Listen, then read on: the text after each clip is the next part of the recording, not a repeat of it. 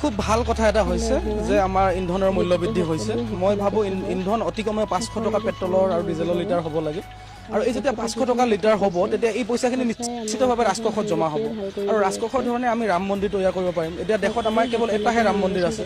মই ভাবোঁ জিলাই জিলাই এটাকে ৰাম মন্দিৰ হ'ব লাগে। আৰু যেতিয়া ৰাম মন্দিৰ হ'ব তেতিয়া আমাৰ নিবনুৱাখিনিয়ে তাত ৰঙা কাপোৰ পাৰি শিক্ষা কৰিব পাৰিব। নিবনুৱা যিমানখিনি আছে নিবনুৱাখিনি এটা নতুন চাকৰি তাত পাব যে ৰঙা কাপোৰ পাৰি বহি বহি এটা ভাল এটা ইনকাম হ'ব। গতিকে 500 টকালৈ আৰু বেছি ভাল হৈছে। ঔষধৰ দাম বাঢ়িছে।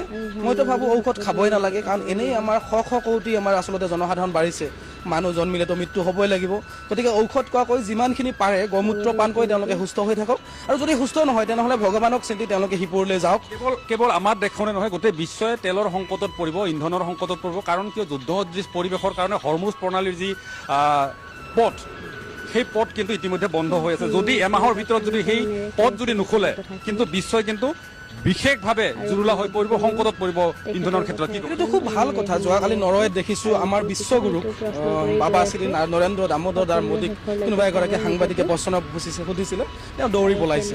মই ভাবোঁ তেওঁলোক আটাইয়ে মিলি নৰেন্দ্ৰ মোদী ডনাল্ড ট্ৰাম্পে মিলি এই হৰমুজ প্ৰণালীটো একেবাৰে বন্ধ কৰিব লাগে আৰু এই তেল চেল এইবিলাকৰ কাৰবাৰটোৱে বন্ধ কৰিব লাগে। আচলতে আমি প্ৰাকৃতিক জীৱ, আমি খোজকাঢ়ি ফুৰিব লাগে। আমি আচলতে মিঠাতেলটো খাবই নালাগে, মিঠাতেল খালে বেমাৰ হয়। মানুহ যিমান পাৰে আপোনাৰ খাৰ খাওক আৰু খোজকাঢ়ি